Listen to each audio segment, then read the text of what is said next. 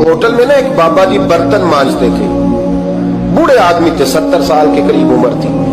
उनका एक बेटा था, एक बहू थी, एक पोता था, लेकिन वो बेचारे बेटा बीमार रहता था तो लिहाजा वो खुद मजदूरी करते थे। कहते हैं एक दिन वो बाबा जी मेरे पास आए, कहने लगे मेम साहबा 2-4 दिन की छुट्टी चाहिए। तो मैंने कहा खैरियत है? कहने लगे मैडम मेरा बेटा फौत हो गया। बेटा, आपको पता है बाप का जनाजा पढ़ना आसान है, बेटे का जनाजा उठाना बड़ा मुश्किल काम है। कहती है मैं कुछ लिख रही थी, मेरे हाथ से कलम गिर गया, मैंने खुद गाड़ी भेजी, बाबा जी गांव चले गए जहां वो रहते थे। कहती 2-3 दिन के बाद मैं और मेरा शौहर गए तो रास्ते में हम बातें कर रहे थे कि क्या ताज़ियत करेंगे, एक ही बेटा था, कोई रिश्तेदार भी नहीं, तो उसकी तो कायनात उजड़ गई, किन लफ्जों से उसे ताज़ियत क्या कहेंगे। कहते जब हम गए तो वो टूटी हुई चटाई पे बैठा था, कुछ लोग करीब थे, हमने जाके कहा बाबा आप मुसलमान हैं, हम आपको क्या नसीहत करें, एक ही बेटा था कि किस तरह करके हम आपको तसल्ली दें। तो कहते उसने आंखें खोली, बूढ़ी आंखों में ईमान की रोशनी, कहने लगा बीबी क्या ताज़ियत की बात करती हो, मैंने कोई पैसे जमा करा के बेटा लिया था, खुदा ने फजल से दिया था, अदल से ले गया है, मैं अपने रब के फैसले में बड़ा राजी हूं। अल्लाहु अकबर। वो खातून कहती है कि वो बाबा जी से मैंने कहा कि चलो आप 1 महीने की छुट्टी कर ले, तो कहने लगा नहीं मैडम मैं मुसलमान हूँ, मुफ्त की रोटी नहीं खाता, मजदूरी करके खाता हूँ, मैं इंशाल्लाह 2-3 दिन के बाद काम पे आ जाऊंगा।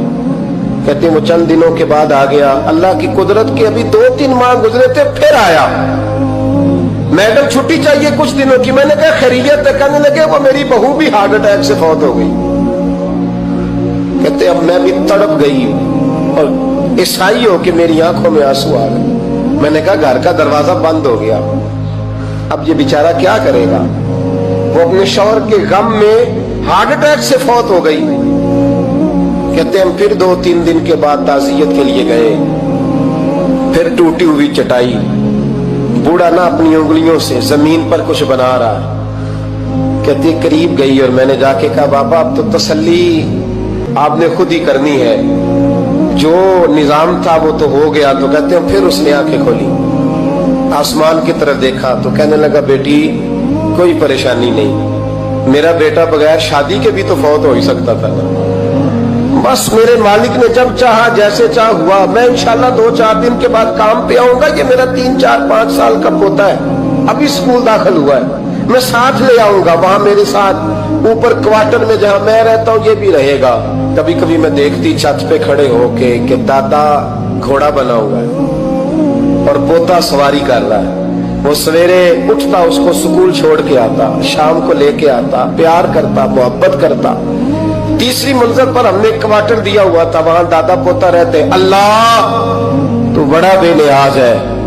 कहती है इकबाल एक दिन ना पोता ऊपर वाली मंजिल पे खेल रहा था, उसका पैर फिसला, वो गर्दन के बल जमीन पे गिरा, मुझे खबर हुई तो मैं दौड़ी, एम्बुलेंस मंगाई, खून से लिथड़े हुए उस बच्चे को दादे ने अपनी गोद में रखा। और जब हम अस्पताल की तरफ गए तो हॉस्पिटल बाद में आया, जनाबे इजराइल पहले आ गए और कहते वो गोद में दम तोड़ गया। फिर दादे ने उसे अपने हाथों से गुस्ल दिया, फिर उसने अपने बूढ़े हाथों से कब्र खोदी और फिर मिट्टी डाल के कहने लगा इन्ना लिल्लाहि व इन्ना इलैहि राजिऊन, जे सोना ही मेरे दुख विच राजी, जे सोना ही मेरे दुख विच राजी। फिर सुख नु चुल्ले डावा। कहती वो मिट्टी डाली उसने और जब वो वापस पलटा तो मैं बाजू से थाम के होटल करीब लाई और मैंने उसके करीब कहा कि बाबा तू टूट गया है, तू बिखर गया है।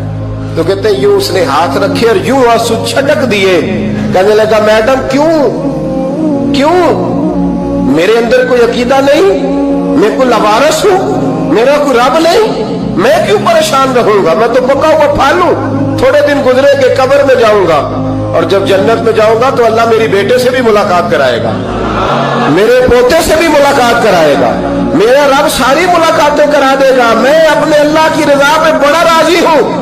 वो खातून कहती है मेरा और मेरे शौहर का कलेजा फटने लगा। मैंने कहा बाबा ये जज्बा कहां से मिलता है, ये सुकून कहां से आता है। یہ کیفیت کیسے ملتی ہے؟ مجھے کہنے لگا تو نے لینی ہے؟ میں نے کہا تو کہنے لگا تو بھی گنبد خضرا والے نبی کا کلمہ پڑھ جا، اللہ تجھے سکون عطا کرے۔